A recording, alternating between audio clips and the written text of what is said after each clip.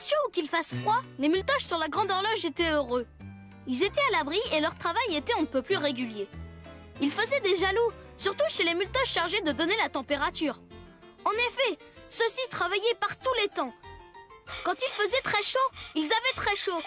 Et quand il faisait très froid, ils avaient très froid. Il n'y en a qu'un à qui ce ne faisait ni chaud ni froid d'être sur le thermomètre, c'était le zéro. Pour une fois, il était le point de repère de tous. On était au-dessus ou en dessous de lui. Il était le centre des opérations. C'est lui qui distribuait le travail. En attendant que le zéro les appelle, les muletoches se mettaient en tenue de travail dans une salle d'attente. On reconnaissait facilement les muletoches qui travaillaient au-dessus de zéro car plus il faisait chaud, moins ils étaient habillés et plus ils étaient bronzés. Inversement, les muletoches qui travaillaient au-dessous de zéro étaient tout blancs et de plus en plus couverts. Notre zéro, tel un chef de gare, surveillait la température en écoutant les prévisions de la météo. Orage à l'horizon, attention, attention!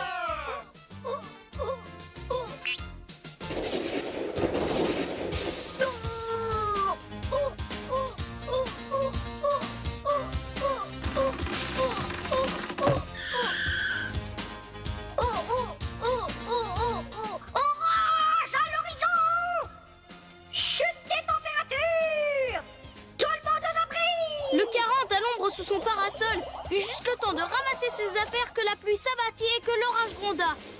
Et le 40 regagna la base en 4e vitesse. Puis, ce fut au tour du 39. 39 et du 38.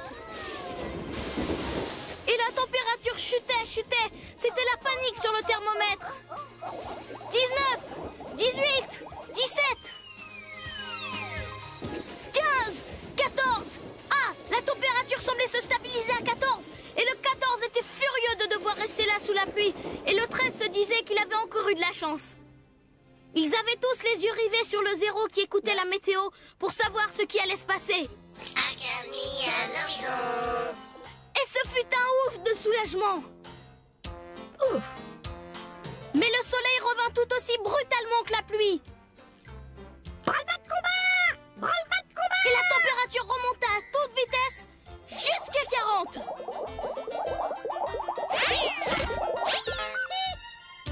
Alerte passée! Opération tonnerre terminée! Et chacun se rassit et les discussions reprirent. Et chacun de reparler de la pluie et du beau temps pour passer le temps. Et patati et patatoche, c'est fou la vie chez les muletoches.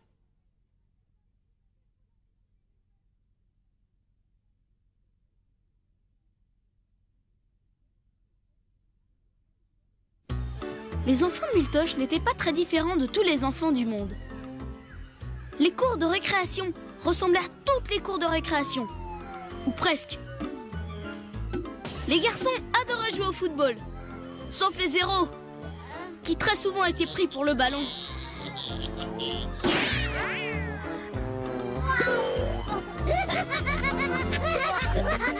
Les filles, elles, faisaient des rondes. Toutes rondes, ou des rondes carrées, ou triangles, ou rectangles. Elles jouaient également à la marelle.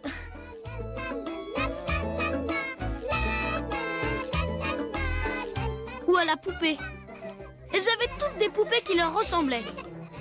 Mais quand une petite muletoche passe à côté d'une poupée zéro, elle donnait un grand coup de pied dans la poupée. Elle disait « Elle est pas belle cette poupée, elle est zéro !»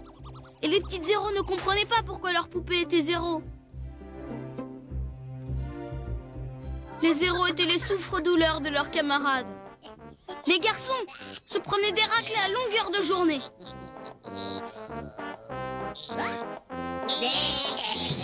Toutes les occasions étaient bonnes pour leur faire la tête au carré.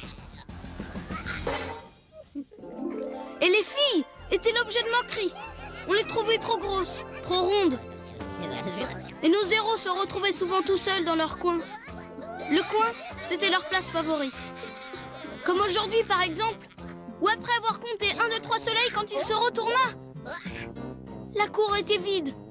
Tous les autres petits muletoches avaient disparu. Sans faire de bruit, ils étaient rentrés en classe. Alors le petit zéro devint tout triste. Une fois encore, on l'avait trompé. Une fois encore, on l'avait abandonné.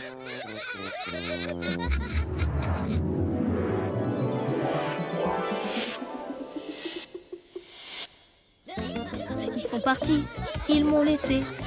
Pourquoi m'ont-ils abandonné? Ils doivent bien rire et se moquer. Ils me font toujours enrager. Pour eux, je suis un nul, un bon à rien. Même pas une virgule, un moins que rien. Ils sont partis, ils m'ont laissé. Pourquoi m'ont-ils abandonné? Je suis pourtant un chiffre comme les autres. Je suis pourtant pas plus bête qu'un autre, ça non. Et c'est à ce moment-là que survint l'instituteur. Qu'est-ce que tu fais là? Tu devrais être en classe en train d'apprendre. Ah, tu resteras toujours un vrai zéro. Et il retourna dans son coin, celui de la classe cette fois. Et patati et patatoche, c'est fou la vie chez les multoches.